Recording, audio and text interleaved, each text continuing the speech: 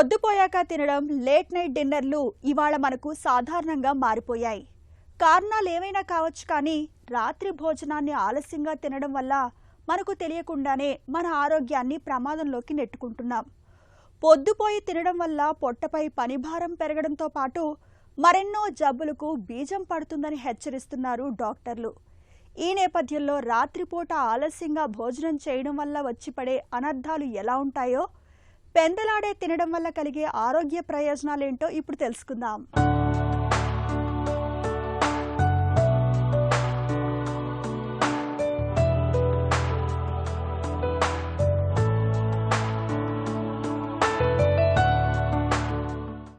నేటి ఆధునిక జీవనశైలి మన ఆహారపు అలవాట్లను సమూలంగా మార్చేసింది. ఒకప్పుడు పెందలాడే తినేసేవాళ్లు, పొద్దుగూకంగానే పడక మీదకు చేరేవాళ్లు. కానీ ఇవాళ రాత్రిపూట ఎంత ఆలస్యంగా తింటే అంత నాగరికతగా చెప్పుకుంటున్నాం. లేట్ నైట్ డిన్నర్లు అనేవి సాధారణంగా మారిపోయాయి. రోజంతా ఆఫీసులో బిజీగా గడపడం, ట్రాఫిక్లో చిక్కుకొని ఇంటికి ఆలస్యంగా చేరడం, మొబైల్, టీవీ చూస్తూ సమయం గడిపేయడం, ఇవన్నీ చాలా ఇళ్లల్లో రాత్రి భోజన సమయాన్ని మార్చేస్తున్నాయి. ఏ 10కో 11కో భోజనం చేస్తున్నారు, ఆపై తిన్న వెంటనే పక్క మీదకు చేరుతున్నారు. నిజానికి ఈ రకమైన ధోరణి మన జీర్ణ వ్యవస్థపై ఒత్తిడిని పెంచుతుందని, లేనిపోని అనారోగ్య సమస్యలను తెచ్చిపెడుతుందని హెచ్చరిస్తున్నారు నిపుణులు. సహజంగా చాలా మటుకు ఈ సాఫ్ట్వేర్ వాళ్ళకి, తర్వాత పిల్లలు, చిన్నపిల్లలు అటువంటి వాళ్ళు ఎక్కువగా ఈ మధ్యన లేట్ నైట్ ఈటింగ్ చాలా ఎక్కువైపోయింది. దీనివల్ల ఏంటంటే, ఒకటి తినడంలో ఎటువంటిది తింటాం అన్నది ఒకటి. అంటే అప్పుడు ఏంటంటే అన్ని ప్రాసెస్డ్ ఫుడ్స్ దొరుకుతాయి. లేకపోతే హై ఫ్యాట్, అంటే ఎక్కువ కొవ్వు ఉన్న ఆహార పదార్థాలు, ఏంటంటే బిర్యానీలు కానీ, అంటే మనకి ఒక క్రమబద్ధకమైన ఫుడ్ అంటూ ఉండదు, సిస్టమేటిక్ టైప్ ఆఫ్ ఫుడ్ ఉండదు లేట్ నైట్ ఈటింగ్ అంటే. ఒకరోజు బిర్యానీ అంటే, ఇంకో రోజేమో చపాతీ, ఇంకో రోజేమో పూరీలు, అంటే అన్నీ హై ఫ్యాట్ ఫుడ్స్ అనమాట. తర్వాత ప్రోటీన్ కూడా హై ఫ్యాట్ ప్రోటీన్ ఉంటుంది. అంటే ఇప్పుడు మటన్ కానీ, చికెన్ కానీ, లేకపోతే ఈ బర్గర్లు ఇలాంటి, లేదా పిజ్జాలు, ఇటువంటివన్నీ హై ఫ్యాట్. అందులో బటర్ వేస్తారు, క్రీములు ఎక్కువ ఉంటాయి. ఇంకోటి అంటే దాంట్లో ప్రిజర్వేటివ్స్ వేసి హాట్ ఎయిర్ ఓవెన్లో పెట్టి, దీంట్లో పెట్టి బాగా వేడి చేసి అప్పటికప్పుడు ఇచ్చేసినవి ఉంటాయి. అవేమో చాలా నిలవైన ఫుడ్స్ కూడా ఉండొచ్చు, తయారైన ఫుడ్స్ కూడా ఉండొచ్చు, కానీ అది మటుకు చాలా high fat food, deep fried foods అన్నీ ఉండొచ్చు. వీటిల్లో ఏమైపోద్దంటే బ్యాలెన్స్డ్ డైట్ అంటూ ఉండదు, రకరకాలుగా మారిపోతూ ఉంటుంది. వాళ్ళ ఏజ్కి, వాళ్ళు చేసే పనికి, తర్వాత ఆ శరీరం యొక్క స్థితిని బట్టి ఎలా తినాలి, ఎన్ని క్యాలరీస్ తినాలి, ఎటువంటి డైట్ తినాలి అన్నది ఒక సిస్టమ్ ఉంటుంది. ఆ సిస్టమ్ పూర్తిగా పోతూ ఉంటుంది. ఈ లేట్ నైట్ అండి, మధ్యాహ్నం ఏదో తింటారు, సాయంకాలం తింటారు, మళ్ళీ రాత్రి అర్ధరాత్రి మళ్ళీ సరదాగా వెళ్ళి తినచ్చు కదా అనుకుంటారు. ఈ తినడం వలన కొన్ని రకాల, అంటే డైజెస్టివ్ డిస్టర్బెన్సెస్ చాలా ఎక్కువగా వస్తూ ఉంటాయండి. ముఖ్యంగా ఏంటి, ఒకటి ఫుడ్ ఏమో ఒక బ్యాలెన్స్డ్ డైట్ ఉండదు. సాయంకాలం 7-8 గంటలకు ఏదో తింటారు, మళ్ళీ 12-1 గంటలకు వెళ్ళి మళ్ళీ ఏదో తింటారు. లేకపోతే నైట్ డిన్నర్ స్కిప్ చేసి ఒక్కసారి 11-12 గంటలకు వెళ్ళి ఆ బయట ఏం దొరుకుతాయి తీసుకొని తింటూ ఉంటారు. ఫస్ట్ థింగ్ ఏమో టైమింగ్స్ సరిగ్గా ఉండదు. రెండోది ఏంటంటే ఒక బ్యాలెన్స్డ్ డైట్గా ఉండదు.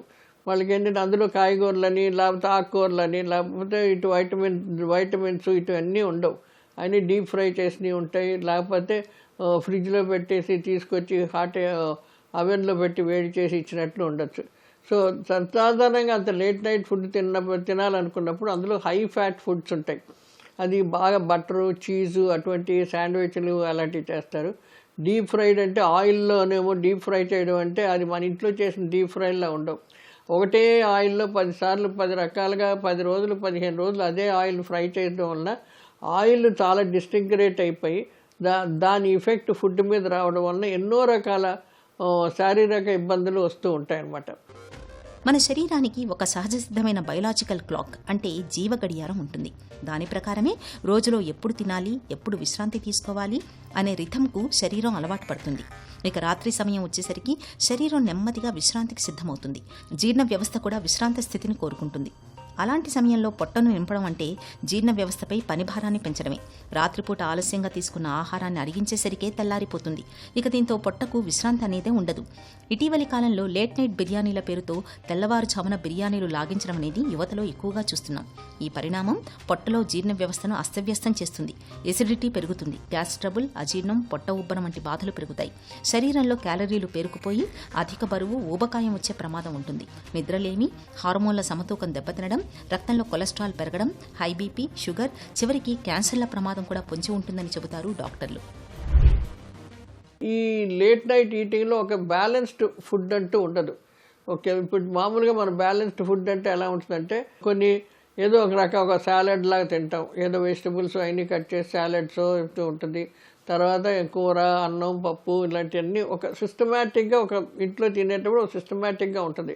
పెరుగు కానీ మజ్జిగ కానీ వేసుకొని ఒక ఫ్రూట్ ఏదో ఒకటి తింటాం. అది కూడా ఒక క్రమబద్ధకంగా ఒక క్వాంటిటీ కింద తీసుకుంటూ ఉంటాం. ఇటువంటి టైప్ ఆఫ్ బ్యాలెన్స్ డైట్ మొత్తం దెబ్బతినేస్తుంది లేట్ నైట్ ఫుడ్స్ అనేటప్పటికి. దీనివలన హెల్త్ ప్రాబ్లమ్స్ ఏంటంటే, ఒకటి చాలా బరువు పెరిగిపోతారు, స్థూలకాయం వస్తుంది. ఇంకోటి రెండోది ఏంటంటే కాన్స్టెంట్ ఉండడం వలన వాళ్ళకి ఎక్సర్సైజ్ ఉండదు, దానివల్ల పొట్ట పెరిగిపోయి కొంతమందికి షుగర్ పేషెంట్స్ కింద డయాబెటీస్ కింద వస్తూ ఉండొచ్చు. ఇంకా ఏంటంటే ఆ డైజెస్టివ్ ప్రాబ్లమ్స్, కాన్స్టిపేషన్ వచ్చి మలబద్ధకం కింద వస్తూ ఉంటుంది.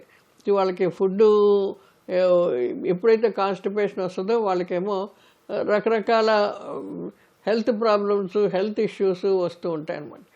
ఆ ఫుడ్ అరగకపోవడం వలన ఇండైజెషన్ వచ్చేయడం, లేకపోతే ఫుడ్ అంటే కాన్స్టిపేషన్, రెగ్యులర్ వెళ్ళే మోషన్ టైమింగ్స్ ఇదిపోవడం, అలాంటి దాంట్లోనే అది కాన్సన్ట్రేటెడ్, అందులో ఆకుకూరలు కానీ ఫైబర్ కానీ ఉండకపోవడం వలన కాన్స్టిపేషన్ ఎక్కువైపోతూ ఉంటుంది.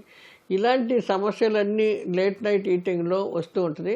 అదే కాకుండా ఇంకోటి ఏంటంటే హై ఫ్యాట్స్ తింటున్నారు కాబట్టి లాంగ్ రేంజ్లో హైపర్ టెన్షన్ రావచ్చు, షుగర్ కూడా డెవలప్ అయ్యి కొంతమందికి డయాబెటీస్ వచ్చే సూచనలు కూడా చాలా ఎక్కువ ఉంటుంది. ఇవన్నీ కంట్రోల్ చేసుకోవాలంటే వాళ్ళకి ఒక క్రమశిక్షణగా ఫుడ్ తినాలి. ఇప్పుడు ఆ లేట్ నైట్ కూడా కొన్ని తినాలనుకుంటే కొన్ని ఇది సాలెడ్స్లా పెట్టుకొని సరదాగా వెజిటబుల్ సాలెడ్ పెట్టుకొని తింటే అదేం చేయదు. పోనీ ఒకవేళ ఇలాంటి వాళ్ళు ఏం చేయాలి, లేట్ నైట్ ఫుడ్ వాళ్ళు మానేసుకొని కావాలనుకుంటే ఒక చిన్న సాలెడ్స్లా పెట్టుకొని హాయిగా ఇన్ని వెజిటబుల్స్ కానీ ఇన్ని ఫ్రూట్స్ కానీ బాగా కట్ చేసి పెట్టుకొని పెప్పరు, సాల్ట్ వేసుకొని తింటూ ఎంజాయ్ చేస్తే చాలా అది మటుకు అంత ఇదవద్దు. రెండోది, ఎంత లేటుగా తింటే అంత ఫుడ్ డైజెస్ట్ కాదు, అదంతా ఉండిపోయి మనకేమో ఒంటికి పట్టదు. దానివల్ల కొన్ని న్యూట్రిషనల్ డెఫిషియన్సీస్ కూడా రావచ్చు. ఏదో ఒక రకమైన కుపోషణ ఉంటుంది, ఒక ప్రోటీన్ డెఫిషియన్సీ కానీ లేకపోతే వైటమిన్ డెఫిషియన్సీ కానీ ఇలాంటివి ఏవో వచ్చి ఆ డెఫిషియన్సీ డిసీజెస్ వస్తాయి. సో ఈ రకమైన సిస్టమ్ ఉన్నవాళ్ళు ఫుడ్ జాగ్రత్తగా ప్లాన్ చేసుకొని హై ఫ్యాట్ ఫుడ్ కాకుండా ఏదో వెజిటబుల్స్, ఫ్రూట్స్ అలాంటివి తిన్నారనుకోండి, అప్పుడు కొంత మటుకు వాళ్ళు కంట్రోల్ చేసుకోవచ్చు. 7-8 గంటలకు వాళ్ళు తినవలసిన రెగ్యులర్ డైట్ తినేసి రాత్రి 10 గంటలకు లేట్ నైట్ బర్గర్లు, బిర్యానీలు కాకుండా వెజిటబుల్ సాలడ్స్ కానీ లేకపోతే ఫ్రూట్స్ కానీ ఆ టైంలో మళ్ళీ తిన్నారంటే కొంత మటుకు డైజెషన్ కంట్రోల్ చేసి వాళ్ళ హెల్త్ని జాగ్రత్తగా ప్రాపర్గా పెట్టచ్చు. రాత్రిపూట ఆలస్యంగా భోజనం చేయడం, లేట్ నైట్ డిన్నర్ అనేవి మొదట్లో చిన్నదిగానే అనిపించవచ్చు. కానీ కాలం గడుస్తున్న కొద్దీ ఆ అలవాటు అనేక ఆరోగ్య సమస్యల్ని తెచ్చిపెడుతుందని గుర్తుంచుకోవాలి.